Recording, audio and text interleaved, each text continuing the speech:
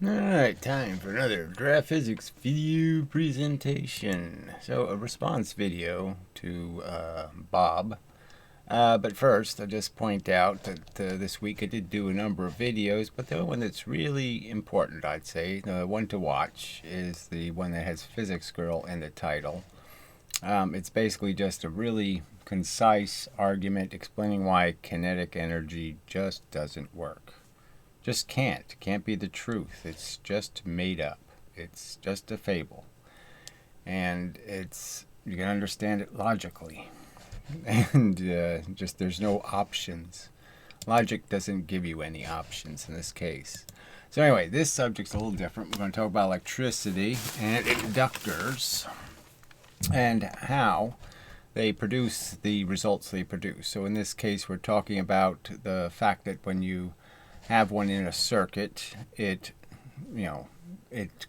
charges up in a sense. There's a peak amount of current that goes through, and then it goes to nothing, just about, and then you have a progressive increase in the current going through the inductor, and proportional to that increase in the current is the decrease in the voltage across the inductor, which means that the inductor becomes a full conductor.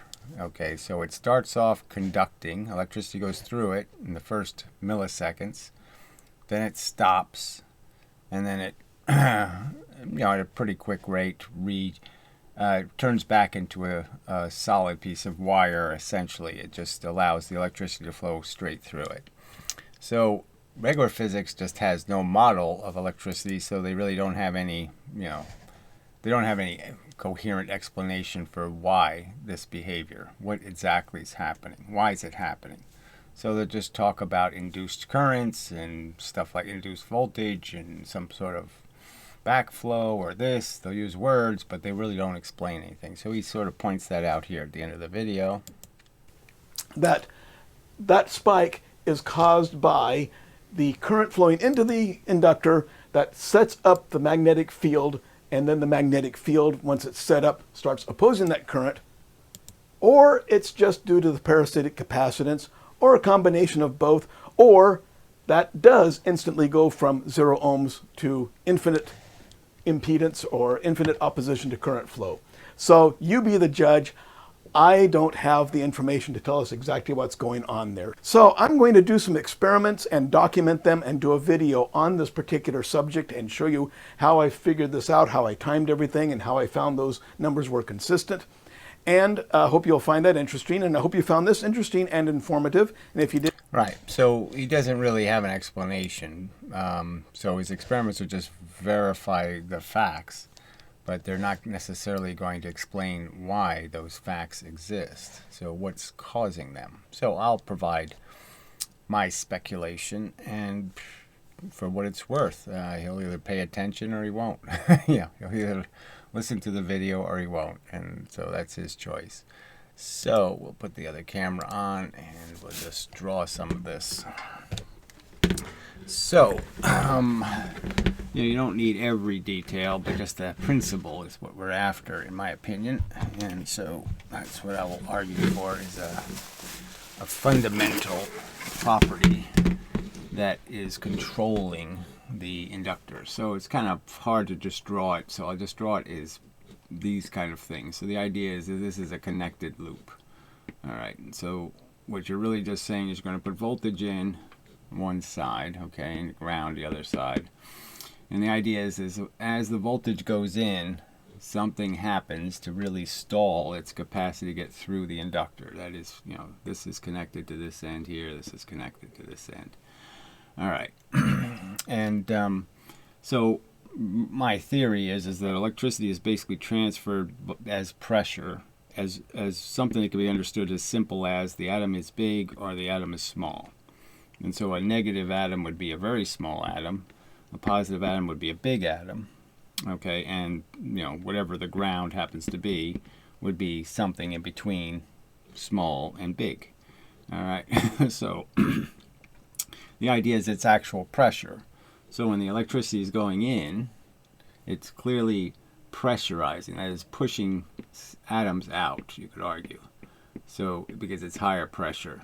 All right, so that's one form of the energy. Now the other form could just be you have put the negative energy in, and then it would be the opposite. It's contracting. So the surface is either contracting, okay, or the surface, you know, the electrons, or else the electrons are expanding. So when the electricity is going in, if it's, you could say positive, negative, it doesn't obviously be inverse. It's when you're adding electrons, you're creating the pressure. When you're subtracting electrons, you're reducing the pressure. All right, but anyway, and so the effect is this key fact that if I create this lump on the surface, you could argue that all the radiation that's hitting the surface is now bounced back at a different rate, okay? Because I moved the surface from here, I moved the surface to here. When I do that, when I move the surface, it means I cause the more reflections to the external world. So what I just did, okay, by having the electricity go through this way, is that it's causing an effect on the outside world. It's not shooting energy that way. It's not sending more energy. It's just changing when the energy is reflected. And so it's, you know, if it never goes back down again, then that's a clear extra bit of energy. But it's kind of like us bouncing into the earth. You know, we push into the earth pushes back. So the equilibrium is maintained over time. So in the case of the wire anyway, so when it's pressurizing, when it's pushing out, there is this extra reflections you're getting, right? You're now, because it would have taken a little longer for the reflections to happen, they happen sooner because you've pressurized this part of the wire. So the electricity is going in and it's pressurizing the wire. When it does that, it's in real proximity to these other coils. And so what happens is this electricity has to take this path. It has to take this long path. So if you can see the coil as the round circle, right? The second coil underneath that circle, okay? You can kind of understand that this distance is shorter than this all the way around distance to get into the second coil, right? It has to go the electricity has to go all the way around this first coil before it can get into the second coil. But this effect gets into the second coil pretty fast, much sooner, because it's going a lot less distance. So this reflected energy hits this coil, and what's happening in the second coil is it doesn't have pressure, so it's absent. So we're saying high pressure is going in, we're putting in plus pressure even though it's really minus. Gosh, I just hate they never fix the plus minus thing. Anyway, so I'm putting in extra electrons, I'm increasing the pressure. What's happening is that's increasing the pressure on this, which is causing an effect on this wire, which is going to cause the opposite, which is it's going to push in, which is going to cause pressure out, right? So if I push in, there's pressure pushing out. I've increased the pressure. So I'm going to increase the pressure in this wire with this extra radiation. And by increasing it now, it can go either way. The pressure can go this way or the pressure can go that way. That's the key to it, right? The pressure's being pushed in. The pressure, the extra pressure, can go this way or this way because there is no current in any direction. This side isn't more negative than this side. They're both the same because this electricity hasn't even gotten to here yet, right? So this field is moving at the speed of light. The other field's moving at the speed of, this pressure's moving at the speed of light, but it's got to go this much longer path. So that one gets there first, and it's just saying pressure. And so to it, this is a ground and this is a ground. Both of them are lower pressure. And so, yeah, I should have explained more correctly. Is that what I'm saying is happens when a high pressure goes in, when you send in an extra electron, it pressurizes the atom. That atom's next to another atom that's lower pressure, and they basically divide the pressure between them, and they both go to, you know, whatever, this size.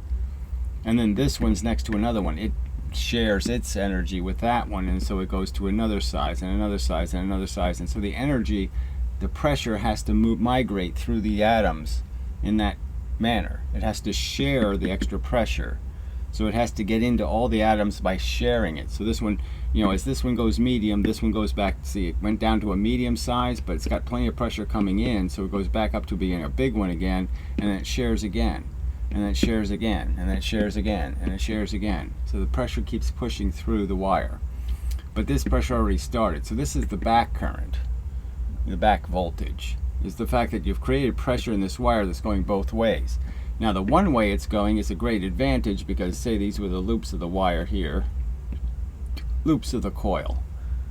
You've now conveyed this faster than this can go through the coil, and you've conveyed it to this one, and half of the pressure you created is going in the right direction. It's going through the coil. It's going, you know, if the coil was understood to be like that shape, right?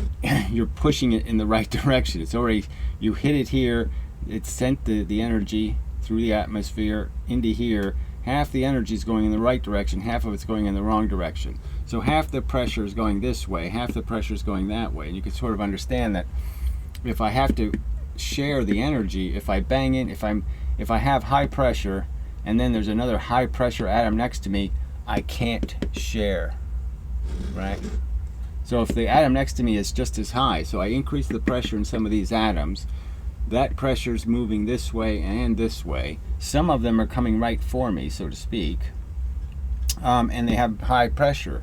So I have the same high pressure they have. I'm just as positive as they are, so I can't share as much. And if they are, like, say they're 3/4 the size, you can understand they're going to share less of their pressure. So they're not going to be pushing as much pressure through because of this back current, the back voltage, the back pressure. But half of it is going through. So that's what's creating the initial jump, okay, in the current. And then it drops, and then it goes up. All right, so that's what you're looking for, is this kind of shape, right? It goes up, doesn't go up to the highest, it just goes like halfway, and then it drops back down to nothing, and then it goes back up progressively. And so all you're really doing is fighting that back current you are creating. And once all of these start getting bigger and bigger, okay, as the pressure starts to build up in the whole conductor, as this starts moving through the wire, the high pressure, right, that's this line. That's what you're on. That's what it's trying to do. And the only thing that was resisting it was the extra pressure you were conveying through the atmosphere between the rings, between the hoops. And so once all of them start becoming high pressure, then all you've done is move this positive voltage from this location to the end of the coil. So of course there's no voltage across here because now all of these atoms are high pressured and they're constantly feeding out to low pressure ground, to a negative. You know, so the conductor ends up being, you know, it starts off with just plus plus, and then eventually it's plus plus plus plus plus, and this is your minus. This is the endless amount of low pressure that you're feeding. So the low pressure point becomes here, and this is your high pressure point. But if you're just measuring across this, and this is a conductor, you have to wait till you get to the next resistor or some other object that you can do a voltage across before you're going to be able to measure the fact that you're feeding into a low pressure. You have to feed to a low pressure. You can't push the electrons, because the electrons aren't really pushing pressure. They're not pushing on each other, so to speak. They're conveying the electricity. They're absorbing it. So it's like a paper towel absorbing water or something. It's not like so much the water is pushing through it, it's that the towel is allowing it to pass through it. It's not really sucking it up, but it's just, it has to go through this process to get through. And once all the atoms are big, then they just essentially convey, they just go straight through. They just go extra electron, extra electron, extra electron, right straight through, because they're all at the same high pressure, and so the exchange goes straight through until it finds something small to make an exchange with. It has to find a small atom. You know, the big atoms have to find a small atom to make an exchange with, and they don't need to because they're just pushing against each other. This one makes the exchange, this one pulls it from there, this one pulls it from there, and it just keeps pulling it. So all you're really saying is initially you're causing a back current. The back current is caused because you've pressurized a wire and the ground is in both directions. It doesn't know that this is really going to be positive eventually. It doesn't know that yet. So when you increase the pressure, there's two grounds it can take. Two sources of smaller atoms. There's smaller atoms this way and there's smaller atoms this way, so it can go both ways. And so that's the back pressure. that stalls the capacity of this conductor to just zip right through, is because it's hitting that back pressure, which is it's essentially reflecting the energy back. So the energy can't get through initially until everything starts getting the same size, until this starts pressurizing all the atoms to the same size, and then it just becomes a closed circuit and the electricity can just go straight through. And yeah, so that's the explanation. And obviously it matters whether you're doing more, you know, if you're putting a negative current in, you're increasing, expanding, because the electrons have to move away from each other. And if you're putting the positive energy in, you're saying I'm contracting because I'm sucking electrons out of the wire. And that's the difference. And yeah, that's enough of explanation, I think. So anyway, just thrown out there as a mechanical explanation for the consequence. So the back current isn't really a current. I mean, it's not like it's shooting through the wire aggressively. It's just that you're creating pressure in the wire, and that pressure means it's essentially a dead spot. It can't do this exchange thing can't happen. If a pressurized an atom with an extra electron hits another atom with an extra electron, nothing's going to happen. You're not going to convey anything. Okay. So, yeah. So basically the induced field creates a current in both directions, a voltage, pressure. The one direction it's moving causes a reflection of the energy trying to get through the wire.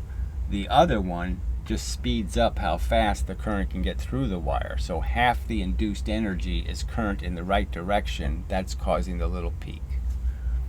And the other half of the energy is going in the wrong direction. That's why the little peak is half the size, right? The little peak thing here is half, because it's only half the energy is going the wrong way. Half of it's going the right way. That's causing this peak. Half of it's going the wrong way. And then this is the natural process of pressurizing all of the coils. And once they're all pressurized, then it's just a piece of straight wire. All right. So, yeah, we'll call that a video. So anyway, thrown out there for your consideration. So again, I'll just state there are a number of videos on the channel. I'll just make this an update video. And where are they? Yeah, draft physics. So most of them are just comments on the kinetic energy subject, and they're not worth much just because it's just really correcting people's false statements, and that's all you get from people. They just misparaphrase your argument and then straw man you with a bullshit argument that has nothing to do with the actual points made in the video. But let's see if I can get any reply to this physics girl video that basically points out that kinetic energy theory is nonsense. It's a free energy theory. It destroys energy. It creates it just completely violates any notion of conservation of energy in the universe. Creates a bunch of fake notions of wattage that doesn't exist. It's just fake, and they got to fix it because it's fake. It's phony. It's made up. It's a unicorn right in the middle of their physics. That's a problem, frankly. I mean, that's a real blow to your credibility, of physics, that they didn't fix this and such. So anyway, till the next time, I think that's all we need, really. So links always in the description, new videos, whatnot. So till the next time, I'm just making this a YouTube video as a courtesy to Bob, if he does choose to acknowledge my video, and that's about it. Okay, so till the next time and such.